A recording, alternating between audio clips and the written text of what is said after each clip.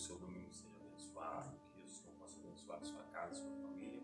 Eu quero deixar para você uma palavra. Hoje nós vamos meditar um pouquinho na palavra do Senhor que se encontra no livro dos Juízes, no capítulo 6, no versículo de número 16, que nos diz assim: tornou-lhe o Senhor, já que eu estou contigo, ferirás os midianitas como se fosse um só homem. Glória a Deus. Vamos orar neste momento. Senhor, meu Deus e Pai, no nome de Jesus, que nós, ó Deus, adoramos ao Senhor e glorificamos a Ti. E pedimos que o Senhor possa nos abençoar.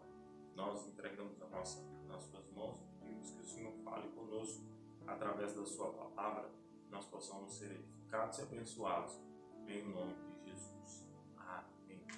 Meus irmãos, eu estava pedindo a Deus uma palavra, eu comecei fazendo aqui as anotações para que pudesse ministrar para você nesse momento que você tem, né? O vídeo sai às 18 horas aqui em Portugal, mas eu creio uma palavra de Deus para o seu coração, e Deus me colocou essa palavra no coração. O Senhor falou comigo, o Senhor me direcionou.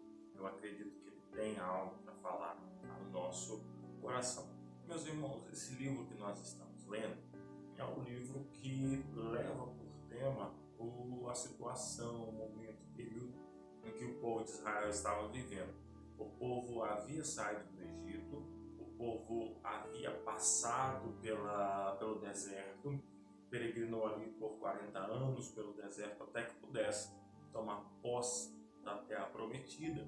Eles foram tomar posse daquilo que Deus havia prometido através do comando de Josué. Saíram com a liderança de Moisés e depois eles estão agora sendo levados e orientados através da vida de Josué. Josué se transformou ali em um grande líder da nação de Israel, porque andava próximo a Moisés e teve o chamado de Deus para poder fazer essa grande obra, essa grande missão, que era levar o povo de Israel para a terra prometida. Então, o povo ele está agora já situado na terra e não sobra ali um sucessor, ou seja, não é levantado, não é alguém indicado e nomeado para ser ali um sucessor de Josué, assim como Josué foi ali aquele que deu prosseguimento na obra do chamado, naquilo que Deus tinha para o povo, que Deus tinha chamado o povo, que era para tomar posse da terra. Não sobrou ali ninguém que esteve à disponibilidade, que esteve com características e até mesmo em posicionamento para que pudesse estar assumindo esse papel diante do povo. Então, quando nós vamos olhar para isso, nós vamos ver que o povo fica sem um líder estabelecido, que o povo ele vai ficar sem alguém que o estabeleceu para que eles pudessem estar ali agora tendo um regente, tendo agora um líder, tendo uma liderança física. E a Bíblia vai nos mencionar no capítulo 6, o que nós vamos observar, né, se fizermos uma leitura, não só no capítulo 6, mas no livro de Josué, no livro de Juízes, você vai ver muito isso, que o povo ele fez o que era mal aos olhos do Senhor, que o povo acabou fazendo o que era mal aos olhos do Senhor. E aí eu comecei a observar algumas coisas e ver algo de importante para as nossas vidas. A primeira coisa que eu quero frisar para nós aqui neste momento é o local onde você está, ele não diz quem você é. O local onde você está, ele não diz quem você é. Quando nós vamos ver o povo onde é que estava, o povo ele estava na terra prometida, o povo estava no lugar onde Deus havia os presenteado, na terra que Deus preparou para eles. Então o povo estava bem alojado, o povo estava bem alocado, o povo estava em um lugar maravilhoso, tanto que o maná ele cai até que o povo ele estivesse na terra e começasse a colher. Então, ou seja, era uma terra boa, era uma terra próspera. A própria Bíblia vai dizer que era uma terra que mana leite e mana mel. Então vocês podem ter uma noção de quão bom era aquele lugar, de quão lindo era aquele lugar, de quão maravilhoso e próspero era aquele lugar, como aquele lugar frutificava, como dava crescimento, como as coisas aconteciam naquele lugar. Era um lugar extraordinário, era um lugar maravilhoso. E Deus presenteou o povo com isso, mas o lugar onde o povo estava não fez com que eles tivessem uma postura reta diante de Deus. O lugar onde eles estavam não fez com que eles tomassem uma postura reta diante de Deus. Quando nós vamos olhar para isso, meus irmãos, nós precisamos tomar cuidado, porque o lugar onde nós estamos não define quem nós somos, não define a nossa a nossa ética, não define o nosso comportamento. O lugar onde a gente está não define a nossa hombridade, ela não define as nossas características por inteiro, ela não define de fato quem nós somos. O lugar onde a gente está é um lugar onde não vai de fato dizer quem eu sou. Se nós pararmos para observar, nós vamos ver que a Bíblia vai nos falar que Adão e Eva, eles estavam lá no paraíso, num lugar criado por Deus, num lugar, a Bíblia vai falar que Deus, ele planta um jardim no Éden, ele pega o homem, pega a mulher e coloca-os naquele lugar, para que eles pudessem cuidar, para que eles pudessem criar. E mesmo estando naquele lugar, é um lugar lindo, onde Deus vinha na viração do dia, para poder falar com eles costumeiramente. A Bíblia vai nos falar que Deus vinha para falar com ele, tanto que quando o homem peca, o homem se esconde de Deus. Houve um fracasso no jardim, houve alguém que errou no jardim, houve alguém que pecou no jardim, houve alguém que falhou naquele jardim que foi plantado ali na região do Éden. Então, ou seja, no paraíso houve alguém que falhou. Então, o lugar onde está não determina quem nós somos. O lugar onde eu estou não determina se eu erro ou não erro. O lugar onde eu estou não determina a minha intimidade ou não com Deus. Aonde eu estou não quer dizer que eu estou 100% agarrado com Deus, próximo de Deus. Não, isso é apenas um local onde a aparência vai julgar e pode dizer que eu estou ali sim e outro que não. Então nós precisamos tomar o devido cuidado quando nós pensamos que o nosso local é o local onde de fato eu tenho grande chance de estar correto. O povo aqui pecou dentro do lugar onde Deus determinou para a vida deles. O povo fez o que era mal? Fez, e a Bíblia vai dizer continuamente que o povo fez o que era mal aos olhos do Senhor. Fez o que era mal aos olhos do Senhor. Na terra prometida, o povo está fazendo o que é mal. Na terra prometida, o povo está errando. Na terra prometida, o povo está falhando, o povo está deixando a desejar diante de Deus, o povo está entrando em pecado diante do Senhor. Isso na terra prometida. Então, o lugar onde eu estou não determina quem eu sou, não determina as minhas características, não determina de fato se eu tenho ou não tenho comunhão com Deus. Porque se a gente parar para analisar, a gente vai ver que lá na Babilônia, um lugar pagão, um lugar onde deuses haviam ali naquele lugar, existiu homens que não quiseram se dobrar diante desses deuses. Existiu homens como Daniel, Mesaque, Sadraque e Abednego, que não se dobraram diante de outros deuses. Daniel, por se manter fiel na Babilônia, a Bíblia vai nos falar que ele foi lançado na cova dos leões porque orava ao Senhor.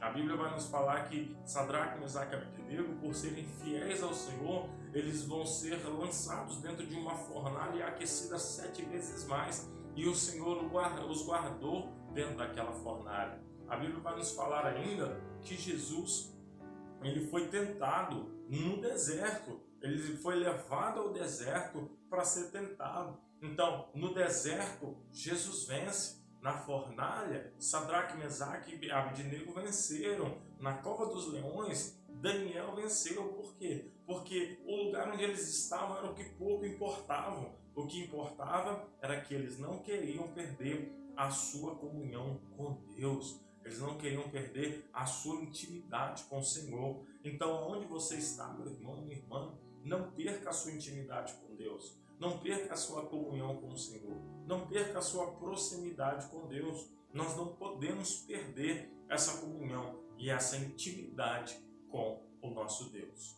A segunda coisa que eu quero falar é que a Bíblia vai nos falar que o povo, eles vão passar por um período de 7 anos. Deus permitiu, Deus entregou com que o povo na mão dos midianitas, a fim de que eles viessem contra o povo de Deus e pudessem vencê-los. O povo de Deus não prosperava, o povo de Deus não podia crescer, o povo de Deus mal podia se alimentar, porque os midianitas, eles vinham e roubavam. Quando chegava a próxima época da colheita, a Bíblia vai nos falar que vinham grande quantidade de pessoas que mal se podia contar, porque eram muitos que vinham para poder ali tomar aquilo que era do povo de Israel. Então o povo de Israel está sofrendo, está perdendo tudo que está plantando. O seu trabalho tem sido em vão, a sua força tem sido em vão, tudo que eles têm projetado tem sido em vão, tudo que eles têm plantado não conseguem colher. Eles vêm crescendo. O pior nem é ver crescer, não é você não colher, é você ver crescer e não conseguir colher.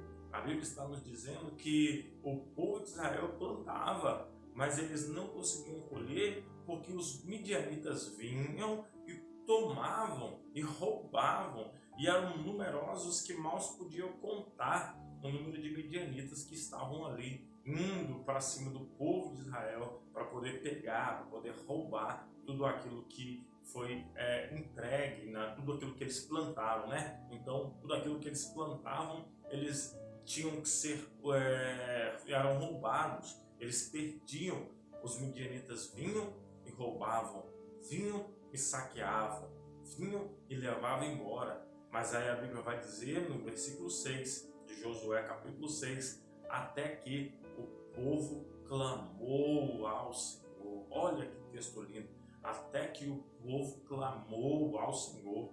Então a Bíblia está nos dizendo que o povo clamou ao Senhor. Olha, durante 7 anos foram 7 anos de luta, foram 7 anos de provação, foram 7 anos de aflição, foram 7 anos de dor, de desespero e de amargura. Foram 7 anos que pareciam uma eternidade. Geralmente quando a gente sofre, o tempo parece não passar, né? Então foram 7 anos em que existia uma agonia, em que existia tormenta, em que existia lágrimas, até que o povo resolveu clamar ao Senhor. Demoraram 7 anos para poder clamar ao nosso Deus. E eu faço uma pergunta para você que está me vendo neste momento. Quanto tempo, até quanto tempo mais você vai continuar e não vai clamar? Clamar é buscar, se entregar, é gritar, é se derramar diante de Deus. É buscar em Deus a resposta daquilo que você precisa. Não é apenas lançar interrogações ao ar de qualquer forma, não. É você buscar um contato, conhecimento e uma proximidade com Deus. É você clamar, é dizer: Deus, eu não aguento mais essa situação, eu não aguento mais essa vida que eu tenho vivido. E eu quero mudar, eu quero mudança, eu preciso ser transformado, eu preciso ser mudado, eu preciso ser transformado. Eu preciso, Senhor, que o Senhor faça alguma coisa urgente na minha vida, porque eu não sei o que as coisas vão acontecer. A Bíblia vai dizer que Bartimeu, ele clamou ao Senhor e as pessoas ao redor queriam que ele se calasse, mas ao invés de se calar, Bartimeu clamava cada vez mais e gritava: Filho de Davi, tem compaixão de mim, Filho de Davi, tem compaixão de mim. Bartimeu não deixou com que as pessoas ao seu redor fizessem com que ele parasse de buscar o Senhor. Muito pelo contrário, ele continuou clamando. Ele prosseguiu clamando, ele prosseguiu falando com Deus, ele prosseguiu na direção de Deus, ele prosseguiu buscando o Senhor. E a pergunta que eu faço para você é essa: até quando você vai ficar deixando Deus de lado? Você já contou o problema para pai, para mãe, para vizinho, para tio, até mesmo para os fofoqueiros da sua rua, do seu bairro, da sua região, mas você ainda não falou para Deus, você não busca a Deus, você não corre para Deus e não busca um socorro em Deus. A Bíblia está dizendo que 7 anos o povo padeceu, até que o povo se lembrou de Deus, até que o povo se lembrou de falar com Deus, até que o povo se lembrou de buscar ao nosso Deus, irmãos. Então não deixe para buscar Deus em última instância. Não deixe para buscar o Senhor em último lugar. Você busca ajuda e auxílio de todos os lados, mas o Senhor é a sua última alternativa, enquanto deveria ser a primeira. Enquanto o nosso Deus, ele precisa ser a nossa primeira alternativa, nós depositamos na nossa própria força, no nosso conhecimento, na nossa sabedoria, e vamos tentar fazer de qualquer maneira. O povo abriu caminhos em meio às rochas, criaram cavernas, trincheiras, buracos, fizeram de tudo. Gideão, ele já estava malhando trigo no lagar, fazendo algo que não era para se fazer naquele lugar, para que pudessem fazer escondido, para poder arrumar formas de conseguir despistar o inimigo e conseguir ter algum lucro, algum êxito naquilo que haviam plantado. Mas a Bíblia vai dizer que eles clamaram ao Senhor. Então o segredo é clamar, o segredo é buscar, o segredo é se entregar ao Senhor, o segredo é se colocar à disposição de Deus, é buscá-lo, é ir ao encontro dele sabendo que ele é Senhor, que ele é Deus, que ele é poderoso e que ele pode fazer o que o homem comum não pode.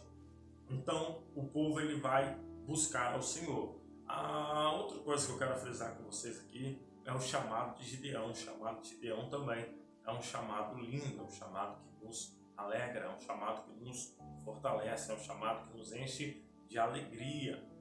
A Bíblia vai nos dizer que o anjo ele vai aparecer a Gideão em Ofra e vai falar com ele, vai lhe dizer duas palavras que vai o animar, vai dizer duas palavras que vai animar de forma imensa a vida de Gideão. Vamos ver quais são essas duas palavras. A primeira palavra que Deus fala é: Deus está com você. Deus está com você. Olha que coisa linda. Deus está com você. O anjo vai falar com Gideão o seguinte: olha, Gideão, Deus é contigo, varão valoroso. Deus é contigo. Sabe o que Gideão olhava? Ele olhava para os lados e se via sozinho. Mas o anjo está dizendo: Deus é contigo, ô varão valoroso. Você pensa que está sozinho, mas você não está sozinho. Deus é contigo. Aleluia. Tem uma palavra aí para você que está me vendo neste momento. Deus é contigo, meu irmão. Deus é contigo, meu irmão. Não deixe as aflições do seu dia te amedrontar. Não deixe as aflições do seu dia te encher o coração de desespero. Não deixe as aflições do dia a dia encher a sua vida de desânimo, de dor e de amargura. Deus é contigo. Deus é contigo e Ele quer te fortalecer para que você vença. Esse foi o chamado de Deus para a vida de Gideão. A segunda coisa que Deus vai dizer para Gideão, que o anjo vai falar para Gideão, o recado do anjo para Gideão é: homem valoroso, homem de valor, homem valente. Deus está animando ele, dizendo: Gideão, você tem garra, você tem força, você é valente, você não é um fracassado, você não é um coitadinho, você não é um Zé Ninguém, um zero à esquerda, não, muito pelo contrário, você é valente, é valoroso, tem capacidade, tem força. Eu estou contigo, você conseguirá vencer. Olha que palavra abençoada para a nossa vida. Deus dizendo que está conosco e Deus dizendo que nós temos valor, Deus dizendo que nós somos agraciados por Ele e somos fortalecidos. Olha o que Deus está dizendo para a nossa vida neste momento. São palavras que nós precisamos guardar, são palavras que nós precisamos deixar guardadas no nosso coração, porque as palavras que o mundo direciona para nós são palavras de desânimo, são palavras de tristeza, são palavras que nos enfraquecem, palavras que vão tirar do nosso coração o desejo de prosseguir. Mas a palavra de Deus é: eu sou contigo e você é valoroso, você é forte, você tem capacidade, você é chamado porque você vai fazer a diferença no meio do povo. Essa palavra é uma palavra que enche o meu coração de alegria e eu espero que encha o seu também, porque Deus está dizendo: eu sou contigo e você é valoroso, você não é um Zé Ninguém, você não é fracassado, você é um vencedor. Eu chamei você para vencer, eu escolhi você para vencer, eu estou levantando você para vencer. Porém, eu fico muito entristecido com a resposta de Gideão para Deus. A resposta de Gideão para Deus é uma resposta de culpa, é uma resposta de alguém que está culpando. Deus aparece para Gideão e vai falar com Gideão quem ele é, vai mostrar para ele que está com ele, que ele é valoroso, é um homem que está malhando trigo no lagar, e Deus está dando características, qualidades importantes que vão ser cruciais para aquilo que Deus está usando ele, para aquilo que Deus irá usar ele. Porém, Gideão, ele vai começar a falar algumas coisas, ele vai mostrar o Senhor como um culpado, ou seja, ele está dizendo: Deus, isso só está acontecendo porque o Senhor não estava conosco, isso só está acontecendo porque o Senhor nos abandonou. Se o Senhor estivesse conosco, isso não teria acontecido, isso não ia acontecer. Aí eu olho para isso e eu vejo um reflexo da natureza do ser humano. A natureza do ser humano, ela sempre quer achar um culpado, ela sempre quer achar alguém que possa levar a sua culpa. Isso foi desde lá do Jardim do Éden, quando Deus ele aparece para Adão e vai falar com ele: Adão, onde é que você está? Aí ele vai dizer: eu ouvi a tua voz e me escondi porque eu estava nu. Aí a Bíblia vai dizer que Deus fala para ele assim: e quem foi que disse para você que você estava nu? E aí Adão vai confessar o seu pecado, vai falar: Senhor, não comi lá da mulher que o Senhor me deu, ela me deu do fruto da árvore, eu comi. Aí a mulher vai virar e vai falar assim: não, mas foi a serpente que veio e me enganou, e aí eu peguei e comi. Então assim, um vai jogando para cima do outro, né? Isso veio desde lá do Éden, que a gente não consegue assumir as nossas culpas, não consegue assumir os nossos erros, não consegue assumir os nossos atos. E Gideão está fazendo a mesma coisa aqui. Lá no versículo 1 do capítulo 6, a Bíblia está dizendo que o povo fez o que era mal aos olhos do Senhor. Nos versículos 6 e 7, a Bíblia está nos dizendo que Deus ele vai ouvir o clamor do povo e vai aparecer para o povo e vai dizer para o povo que isso tudo é consequência dos pecados, isso tudo é consequência das falhas, é consequência de que o povo esqueceu, de que o povo deixou para lá, o povo deixou de lado e agora se dobraram diante de outros deuses, dos deuses pagãos daquelas terras. E aí nós vamos ver o seguinte, que Josué, Deus está mostrando que o povo se afastou dele e agora Gideão, ele está dizendo o seguinte: olha, Senhor, a culpa é do Senhor porque o Senhor não está conosco. A culpa é do Senhor porque eu estou sofrendo assim. A culpa é do Senhor, Pai, porque eu choro demais. A culpa é do Senhor porque eu tenho passado por essas lutas. Isso tudo é culpa do Senhor. A gente não quer ser culpado de nada. A gente quer se isentar de tudo. A gente quer tirar o compromisso dos nossos braços e jogar no colo do Senhor e dizer: toma aí, Senhor, responde por isso aí. A culpa é do Senhor, a culpa não é minha, a culpa é do Senhor, foi o Senhor que fez isso. A gente começa a botar culpa em Deus e colocá-lo como se ele fosse o culpado do erro das nossas vidas, do erro das nossas histórias, como se ele fosse o culpado das nossas falhas cotidianas. Só que Deus, ele não é o culpado das nossas falhas. A primeira coisa que nós precisamos entender é de assumir as nossas culpas, de assumir os nossos erros diante de Deus, de assumir que nós falhamos, que nós erramos, que nós tropeçamos e que nós fazemos o que não agrada ao Senhor. Então pare nesse momento para poder começar a pensar e a analisar e entender quais são os erros que você tem cometido e tem colocado a culpa em Deus, e mude essa postura hoje. Mude essa forma de ver a vida como que se Deus fosse culpado, como que se as pessoas ao meu redor fossem culpadas, como se os meus pais fossem os culpados, o meu marido, a minha esposa, ou os meus filhos, os meus irmãos ou as minhas irmãs são os culpados. Quer colocar a culpa em todo mundo, mas não reconhece a sua falibilidade, não conhece que você é sujeito às falhas, não reconhece que você tem a propensão para o pecado e para o erro e quer acabar colocando a culpa em Deus e a culpa nas pessoas que estão ao seu redor. Gideão fez isso. Deus está animando, Deus está fortalecendo, Deus está dizendo: eu estou contigo. E ao invés dele falar: Senhor, muito obrigado, essa palavra é boa, Muito obrigado, eu vou colocar essa palavra no coração, eu vou me colocar de pé, eu estou aqui à sua disposição, o que o Senhor precisa? Não, ele vai dizer, Senhor, a culpa é do Senhor, porque o Senhor nos abandonou. O Senhor nos tirou da terra do Egito para deixar a gente aqui padecendo, morrendo. As suas maravilhas já não se executam mais no nosso meio. O Senhor já não faz grandes coisas no nosso meio. Deus está levantando Gideão para ser uma dessas maravilhas, ou seja, uma forma de Deus operar as maravilhas que ele operou no passado. Agora Gideão, ao invés de abraçar o chamado, ele começa a colocar culpa em Deus. Ele começa a colocar dificuldade em Deus. Deus está chamando, Deus está animando, Deus está levantando. Ele está dizendo, a culpa é sua. Foi o Senhor que errou. Foi o Senhor que fez o que é errado. Foi o Senhor que provocou, que promoveu toda essa situação. Então mude essa postura hoje. Mude esse pensamento hoje. Não deixe mais esses pensamentos rodearem pela sua mente, pela sua vida. Mude essa postura hoje, em nome de Jesus. A segunda coisa que Gideão vai responder vai colocar alguns empecilhos. Primeiro ele vai falar que a culpa é de Deus.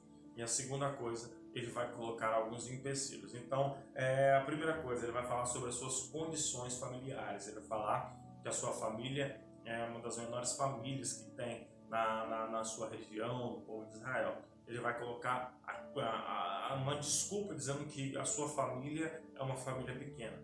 A segunda desculpa que Gideão vai dar, ele vai falar dizendo que a sua família também é uma das famílias mais pobres que existiam ali naquele contexto. Então, uma família pequena, uma família demasiado pequena, uma família também demasiado pobre, uma família que não tem uma estrutura. Então, Gideão ele vai começar a colocar a desculpa na família e nas finanças. E a gente também costuma colocar problemas de sobra para não sermos um instrumento que Deus quer levantar.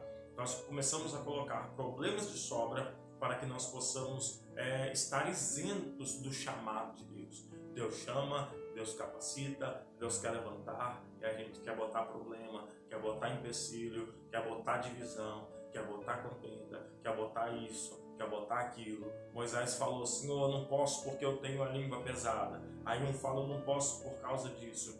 E Gideão está dizendo assim, Senhor, mas eu não tenho condições nenhuma para ser chamado, porque a minha família é uma família que não tem, vamos colocar assim, se fosse para o dia de hoje, na minha família não tem nenhum pastor, na minha família ninguém nunca dirigiu uma igreja, na minha família ninguém nunca fez uma obra missionária. Como é que o Senhor quer me levantar se na minha família ninguém nunca foi enviado? Como é que o Senhor quer me levantar se na minha família ninguém nunca pastoreou? Como é que o Senhor quer me levantar se na minha família ninguém nunca exerceu papel de liderança? Se na minha família ninguém nunca teve características e condições necessárias e adequadas para poder fazer as coisas naturais, para poder chegar em locais naturais, para poder estar fazendo coisas naturais? Como é que eu posso fazer isso, Senhor? Não dá para me fazer. Então, Gideão ele vai colocar a culpa na situação, dizendo que a sua situação é uma desculpa, dizendo que a sua situação é algo que lhe impede de fazer aquilo que Deus está lhe chamando.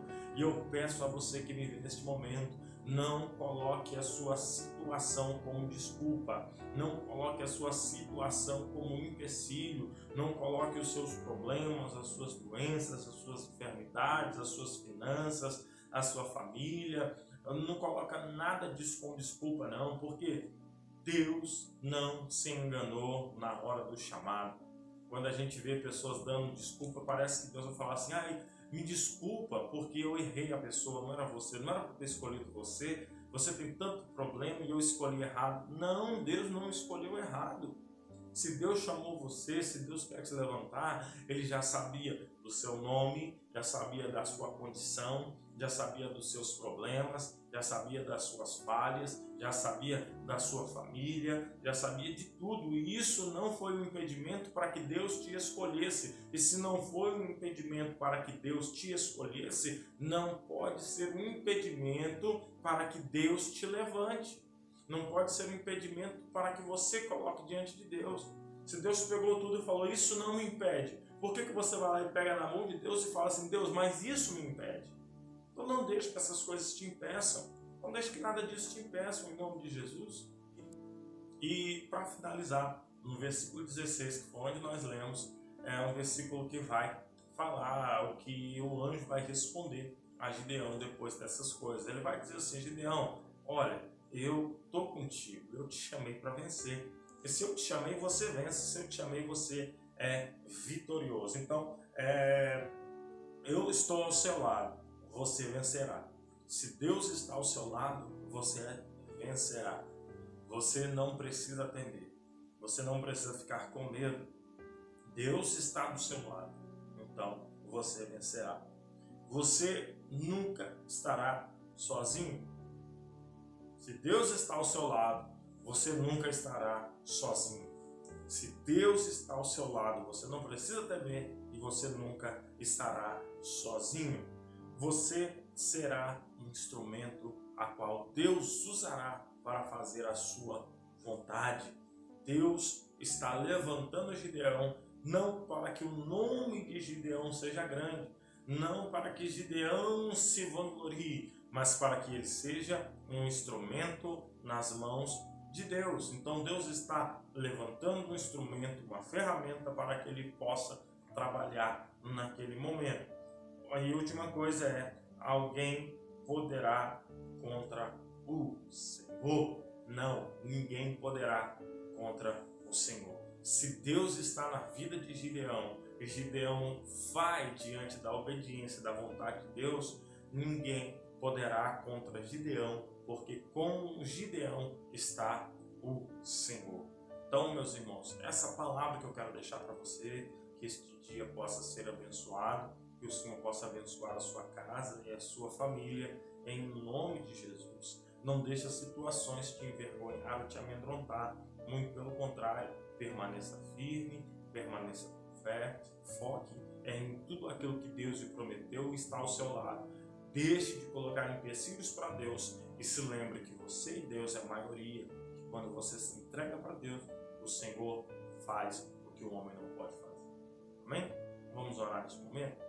Senhor, meu Deus e meu Pai, em nome de Jesus, eu apresento aqui, Senhor, os teus filhos e peço que o Senhor possa os abençoar, que as mãos do Senhor estejam voltadas para cada um deles, eles possam ser tocados, possam entender a sua mensagem e que eles possam ser direcionados pelo Senhor. Abençoa os teus filhos, dê uma boa semana em nome de Jesus, é o que nós te pedimos em nome de Jesus. Amém. Que Deus abençoe.